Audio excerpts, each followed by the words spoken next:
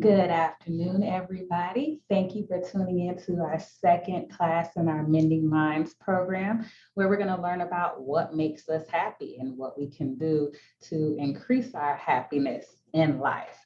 So, this isn't just going to be me talking to you guys. This is going to be an interactive class. So, I'm going to ask some questions throughout the presentation and just answer them in the chat. Just drop whatever your answer is in there and then we'll go from there. So you got to talk back to me. All right. So, what actually makes us happy? I want you to finish this sentence. If only I had blank, I would be so happy. Like, what is that blank? What will make you so happy if you had it? Give you some time to drop your answers in the chat. Peace. That's a good one. Time. More time. Peace. Okay. Peace is something you can't buy. More time with my husband, extra money, more time off. I'm with you. I check my balance, often to see how much time I have. Extra money, more time off, peace, more time. Okay, time, peace, time for self, time with family, all great answers. So I only saw one person mention what most people would say. So to be done with my dissertation mental break, and you deserve to be celebrated after that, Jen. So hold on to that. Okay, so let's say that all of you guys just said money. Picture this. Imagine that this is an episode of Family Feud, and I'm Karan Harvey, Steve Harvey's wife. And I said, name something that people need to be happy. It's your team's turn, and you hit the buzzer, and you said money, because most people will say they need money in order to be happy. And we need enough of it to pay our bills and have a little room to do the extra stuff that we like in life. So that's fair. But what does that mean, more money? Does that mean the more money you have, the more happier you are? Data suggests that there does appear to be an income threshold where making more money amounts very little to being happier. So what does that actually mean? Having a household income below 50,000 is moderately related to happiness. A household income above 50,000 results in a vanishing correlation between money and happiness. There is some data indicating that the income threshold may be a little higher or a little lower than 50,000. So you're probably thinking 50,000, that's not going to really take care of me and do everything that I need to do. I mean, I might can make it, but I want to make it. I want a life of peace. I want a life that allows me to have more time with my friends and family. And 50,000 might not do it. So there's this book written by Daniel Gibson. It's a good book, and it's called Stumbling on Happiness. In this book, Daniel says that Americans who earn more than 50,000 per year are happier than those who earn 10,000 per year. You would expect that. But Americans who earn 5 million per year are not much happier than those who earn 100,000 per year. So when I thought about that, I said, "No, why would that be? That can't possibly be true." But think about it. We have the celebrities in the world who seem to have infinite amounts of money and anything at their disposal. They can snap their fingers and have 6 cars and nannies for their children and house cleaners and all that type of stuff. But a lot of them be going through it. Like they are not the happiest that they could possibly be with their 5 million, 5 billion and all. Like they're getting divorced and having to pay all this money. So more money does not mean more happiness. So why is that? Let's see. What do we think makes us happy? So nobody named any of this stuff, but let's just pretend you did. So we want to be able to buy amazing stuff. We want the latest and the greatest. We want to find our true love, to get rid of that last 15 or 20 pounds. Maybe if I could afford lipo, I could get it done instantly. Or if I could get the newest car, newest iPhone, whatever your if only is. This is the kind of stuff that we think is good stuff that will make us happy. Otherwise, why would we buy it? This stuff is expensive and can fall under what we want versus what we need. But does it actually make us happier though? The short answer is no. Now, in that moment, you're feeling pretty good. Like you got your house, you got those last 15 pounds off, you got your lipo, you found your true love on Bumble, y'all swipe left and you're a match. You're happy in that moment. But science shows that thinking about stuff as kind of being materialistic and wanting that stuff and striving to get it seems to actually make us worse off than when we would be at our baseline happiness. So in order to understand that, we got to talk about our baseline happiness. What is this concept? We all have a baseline, a happiness baseline, which is our general long-term happiness. Now, there will always be good days, such as winning the lottery, as indicated by the pink line. You win the lottery, they announce your face on the news, and you have all this money at your disposal. Your happiness is sky high, and you shot up, and you're up, you're on the curve. Now you're able to pay off your student loans, buy that house, buy your mama house, whatever that goal is after winning the lottery, you're sky high. And then you got your not so good days. An extreme case, you were in a bad accident and now you're paralyzed. Now you're at the lowest of lows. You don't know what the next day is going to bring. You're not even thinking about the next day because right now in this moment, you're paralyzed. And so you're at the lowest of lows. And so our daily happiness constantly fluctuates around this average baseline that you see. So the important thing here is happiness always returns to that baseline, wherever that baseline is. After you win the lottery, you've done everything that you want to do. Are you going to stay up at that high? What is the money going to keep you up at that high?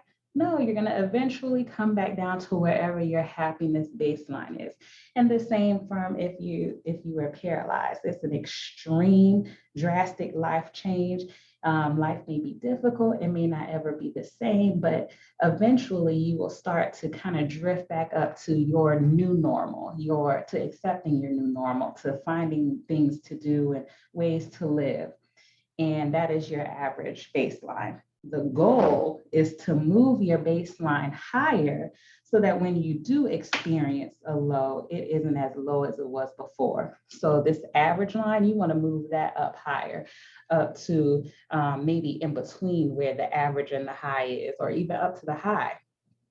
Move that line up so that when you experience a low, because life happens and it happens when we don't expect it, when you experience a low, you won't be all the way down here. Your average will be higher and you'll be in better spirits. So that is the goal. But we're clueless about what to do to become happy because we think we know. Why don't we know? Our mind plays these tricks on us, and this is why we get it wrong. We mispredict what will actually bring us happiness. We can blame it on our minds. So 3 annoying features of our mind's strongest intuitions are often wrong. Our minds don't think in terms of absolutes, and our minds are built to get used to stuff. So we'll go into what each of these mean. Our mind's strongest intuitions are often not the ones we expect. Sometimes we're way off base, and it's most common in the context of vision. So what we think isn't often reality. So that's a little hint. So I'm going to ask you a question. Are these tables the same size? So drop your answer in the chat. Are these tables the same size? We got to know. Yes. Yes, yes. Now, are y'all saying yes because I gave y'all a hint, or maybe is a safe answer, Carrie? I'd go with that. So at first glance, some of you are saying yes, the tables are the same size, and no, the tables aren't the same size. All right, so what if I told you that the top part, yeah, it is a trick question. What if I told you that the top part of the table is exactly the same size when rotated and looked at from a different angle? So you take that table on the right, rotate it clockwise and make it match the angle of the table on the left, and the top part is the exact same. But your strongest intuition was, no, they aren't the same size. So that's what your mind was running with. Our minds tend to do this to us more often than we realize. We see something and that's what it is. To illustrate this point of our minds don't think in terms of absolutes, let's look at an illusion called the Ebbinghaus illusion. The illusion comes from when thinking about the orange circles in the center. So focus on the orange circles. Which of the two orange circles do you think is larger? Of the two orange circles, which one is larger? They are the same. Okay, Carrie, that's interesting. Same. On the right, okay. On the same, either they are the same. Right, right, right. More right. Same, just looking at zoom in and zoomed out. Same, they look the same. Right. Okay, we have some sames. We have the right. We have they were zoomed in. But what is the real answer? A matter of perspective being the same. They are the exact same size when you get rid of the surrounding blue circles. So a lot of you guys are right in the chat.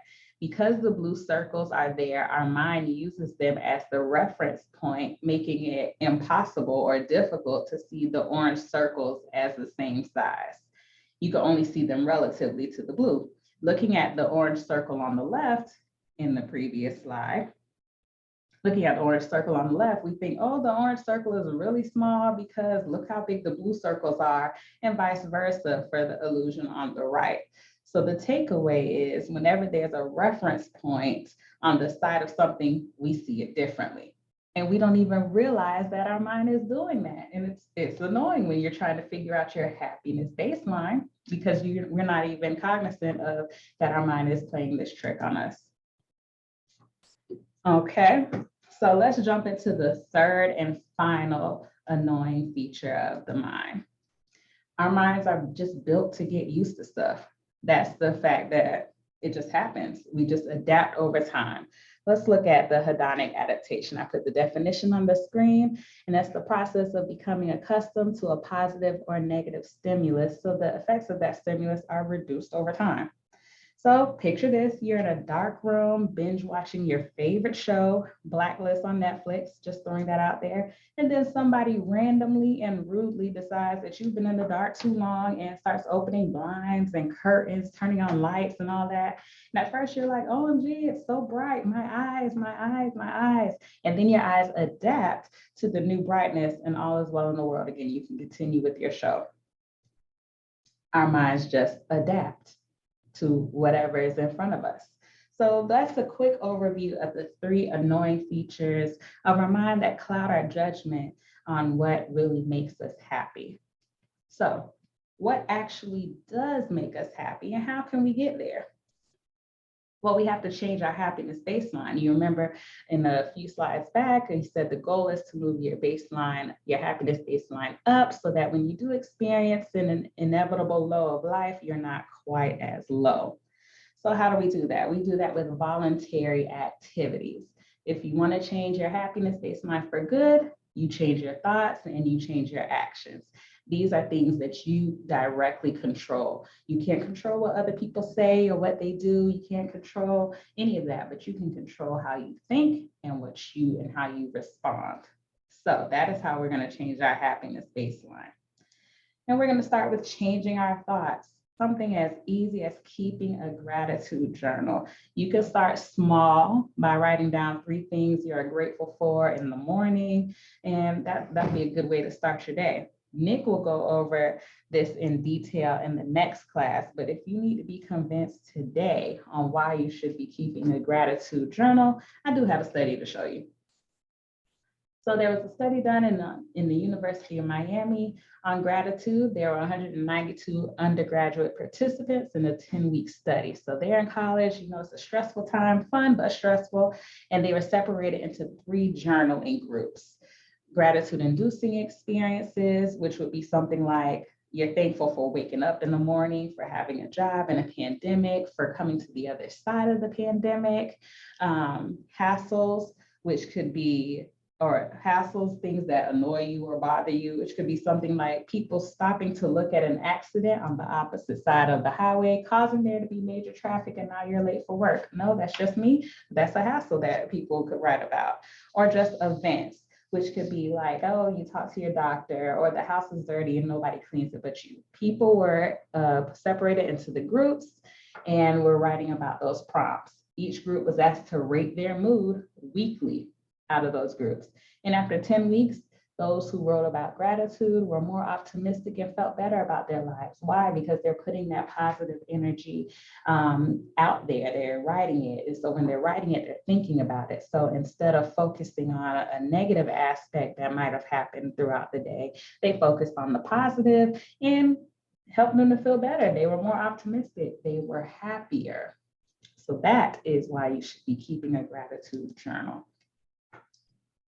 Okay, and you want to forgive yourself and other people. Most people carry with them all the time, whether they know it or not, their past failures, mistakes, pains, fears.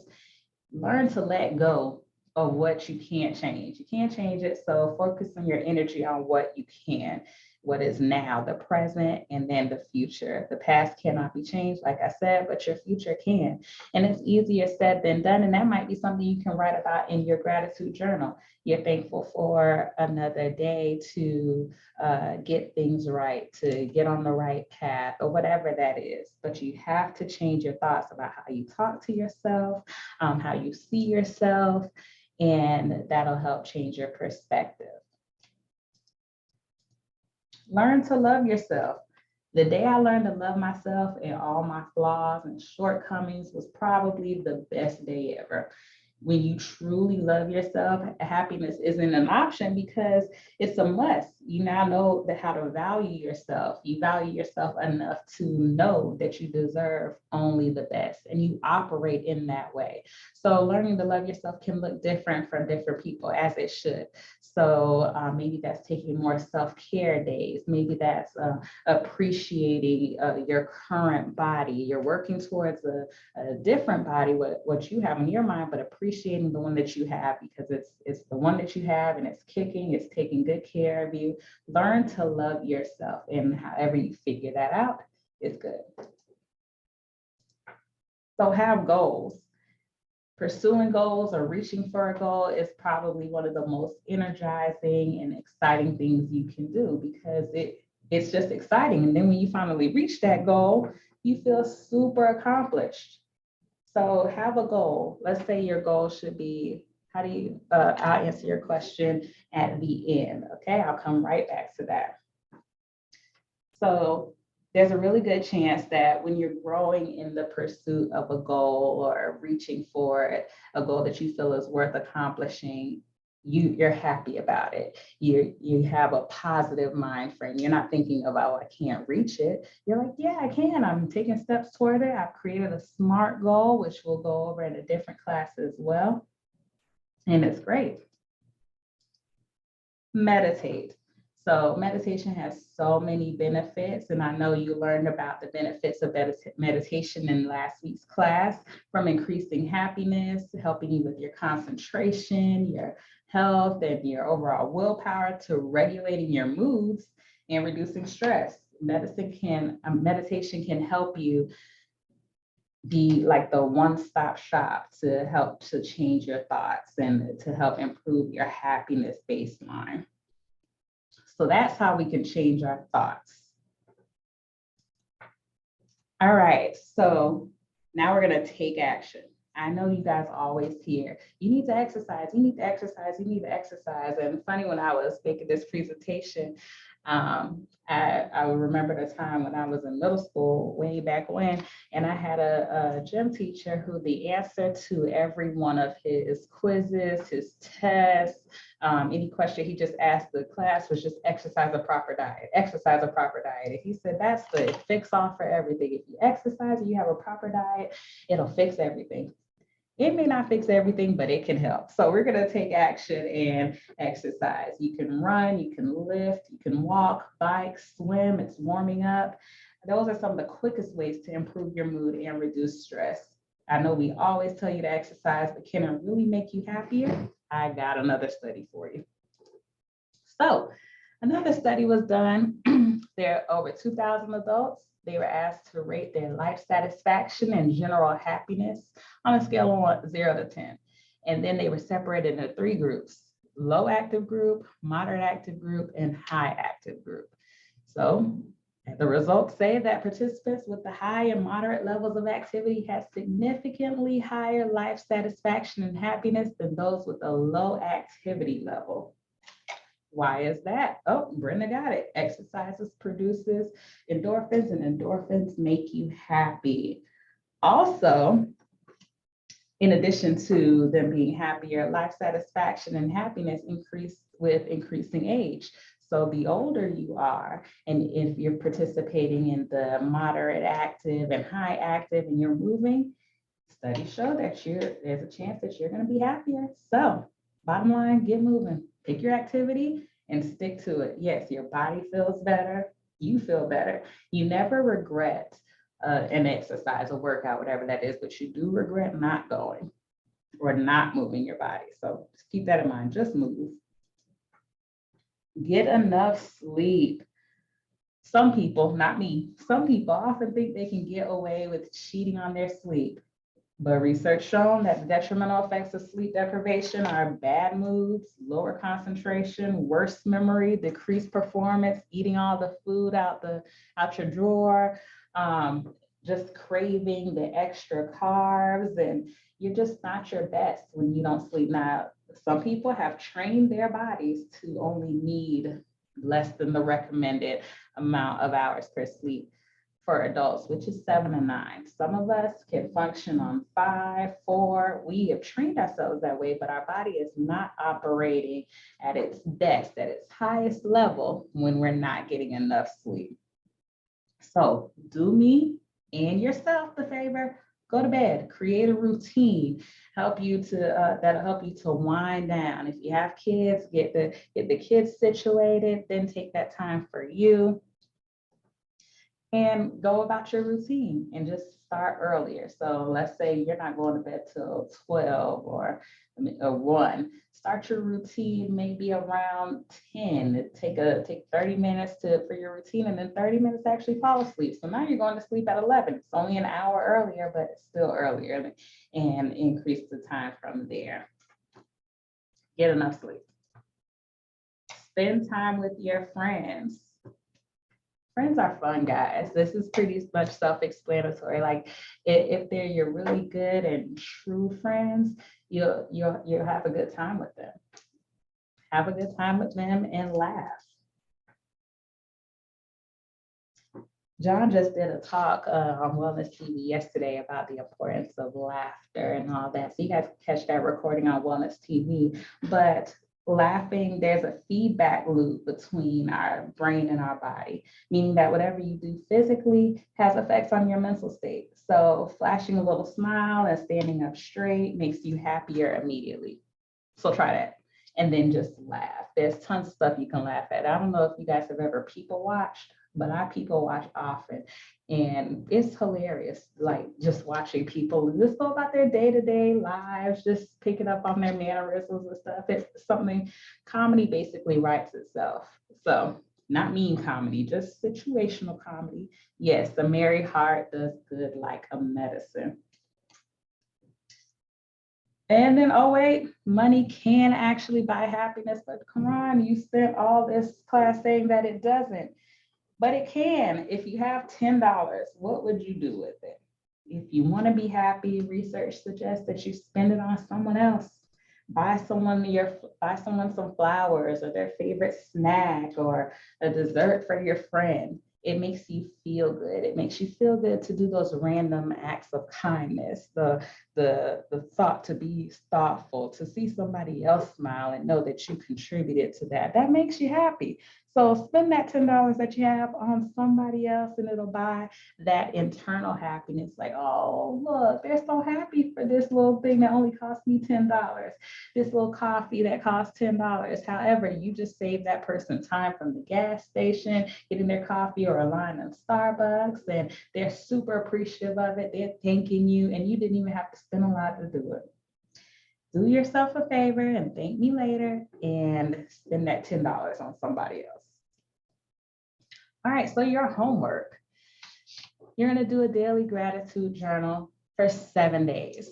So, and you're going to turn this in next week, by next week, and you're going to submit it to me or Nick via email. And you're just going to take 5 to 10 minutes each night to write down some things that you're grateful for. They can be little things, they can be big things, but you have to focus on them and write them down.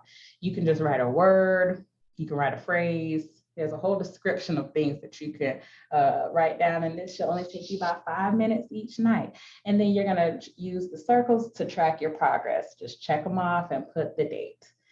And this will segue perfectly into next week's class, the science behind gratitude. And then you'll be able to identify and relate a little more to when Nick is giving the science behind gratitude. You'll be like, you know what? I did feel that. I did experience that when I was doing my daily gratitude journal. So this is just an introduction into that. But this is going to be how you receive credit for attending today's class.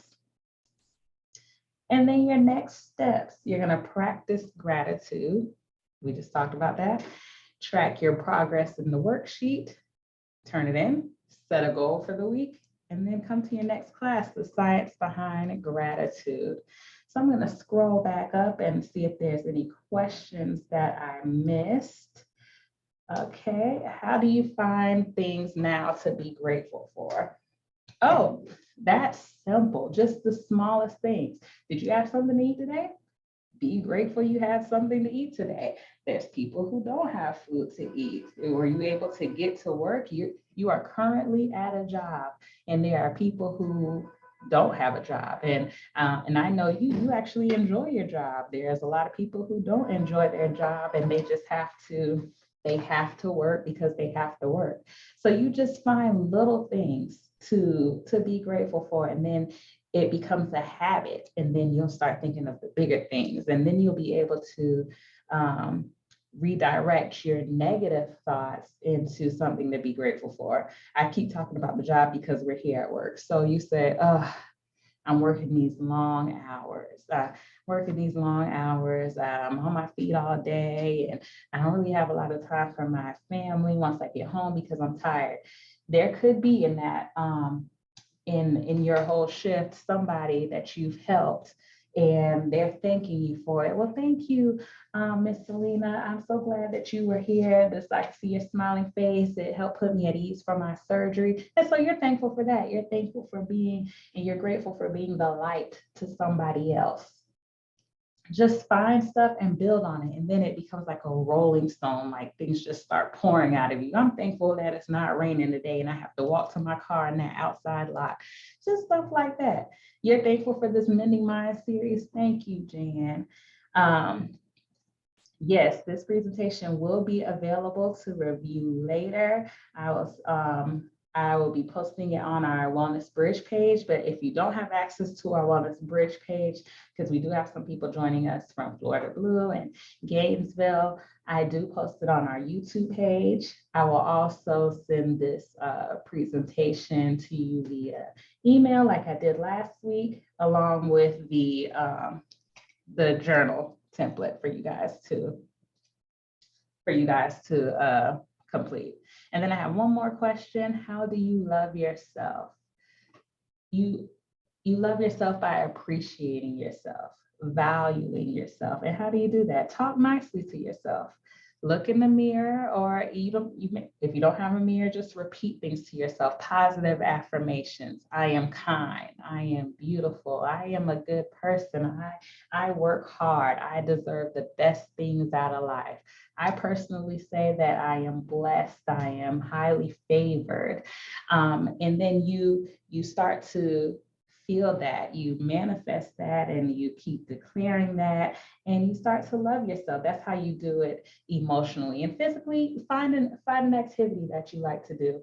You like to get pedicures, or you like to enjoy time with your friends and family. Go out and do that. And learn how to love yourself where you are. It may not be perfect, your life, and you may not have everything that you want, but you're appreciating where you are while working towards where you want to be. I hope that answered your question, son. All right. Are there any more questions? Okay, if not, I will see you guys next week. I'll be on, but Nick will be presenting. And thank you for tuning in and chatting back with me. All right, y'all have an amazing day.